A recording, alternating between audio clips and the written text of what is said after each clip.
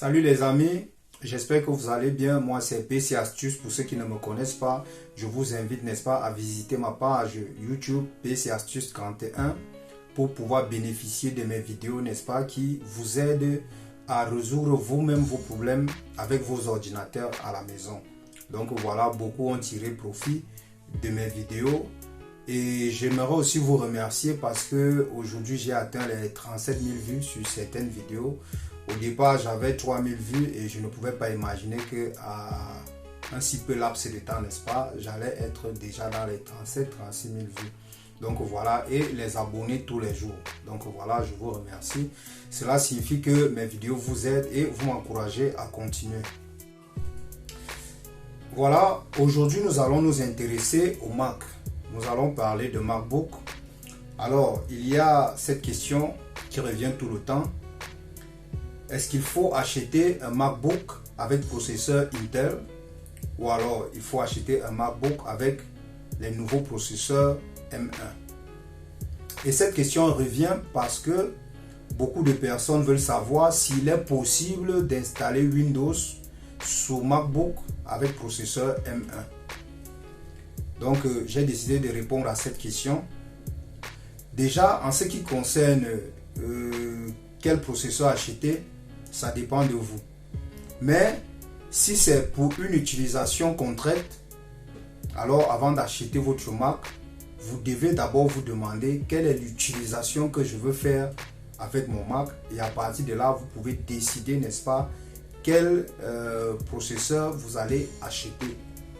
Alors, si c'est pour installer Windows, puisque c'est de ce dont on parle, je vous conseillerais d'acheter un MacBook avec processeur Intel.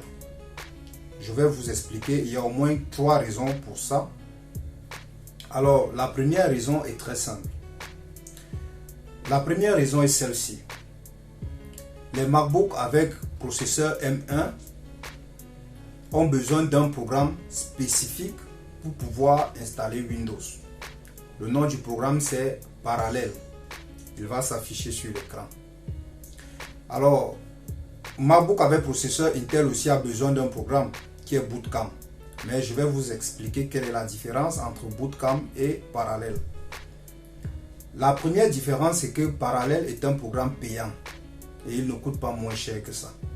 Donc voilà, vous devez déjà d'abord télécharger Parallel dans l'ordinateur et vous devez le payer. Il y a bien sûr la version d'essai, mais je crois qu'il fait soit 14 soit 17 jours. Donc après ça, vous devez le payer et il ne coûte pas moins cher. Donc voilà, ça c'est la première raison. Alors que Bootcamp vient déjà avec les Mac avec processeur Intel et Bootcamp est gratuit.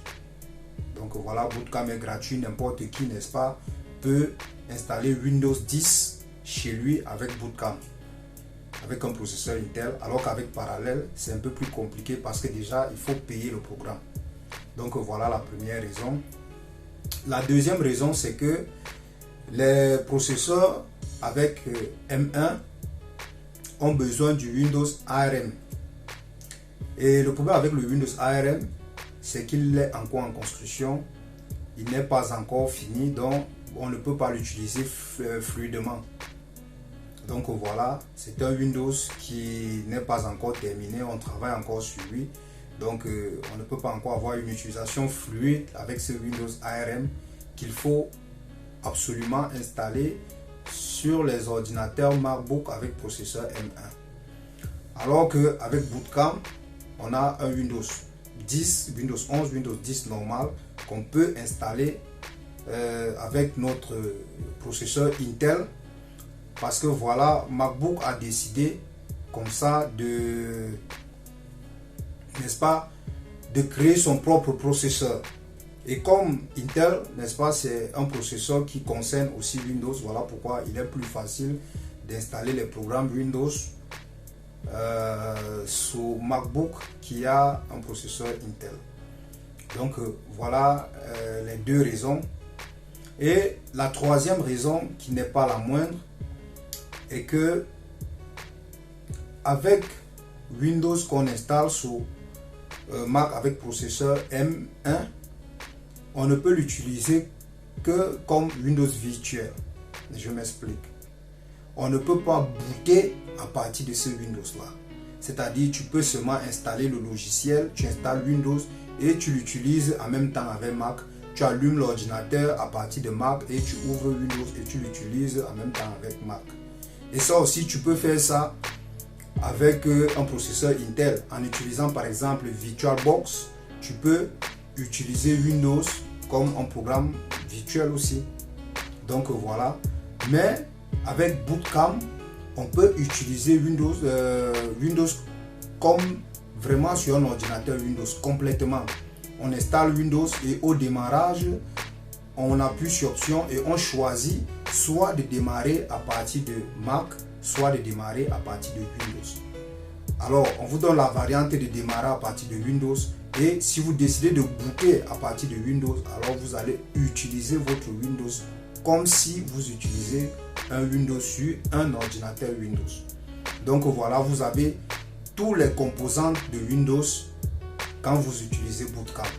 Vous l'utilisez vraiment comme un vrai Windows sous un ordinateur Windows. Et vous avez la possibilité d'utiliser un MacBook à part et Windows à part. Donc vous pouvez booter soit à partir de Mac, soit à partir de Windows. Ça c'est pour les ordinateurs avec processeur Intel. Mais avec les ordinateurs avec processeur M1, c'est pas ça. On ne peut l'utiliser que comme un programme virtuel. Donc voilà, pour le moment, ce ne sont que ces trois petites raisons, n'est-ce pas, que je peux vous donner. Si vous voulez vraiment acheter un MacBook pour installer Windows par la suite, il est mieux d'acheter un MacBook avec un processeur Intel. Mais après, si vous voulez acheter un MacBook pour l'utiliser vraiment avec votre Mac et tout, les MacBooks avec processeur M1 aussi sont très bien, ils sont développés tout. Voilà, mais si vous voulez l'utiliser pour Windows, donc voilà, c'est ce petit conseil, n'est-ce pas, que je voulais vous donner. J'espère que la vidéo vous a plu. Si j'ai oublié quelque chose ou bien j'ai donné mauvaise information, vous pouvez me corriger dans les commentaires. Si la vidéo vous a plu, mettez un like, partagez la vidéo et abonnez-vous à ma page. Il y a plusieurs vidéos sur ma page. Je suis convaincu que ces vidéos-là vont peut-être vous aider si jamais vous êtes en panne avec votre ordinateur à la maison. Donc voilà, je vous remercie encore d'avoir regardé cette vidéo jusqu'à la fin et du soutien que vous me donnez en vous abonnant et en partageant mes vidéos. Donc voilà, je vous souhaite beaucoup de choses. Ciao.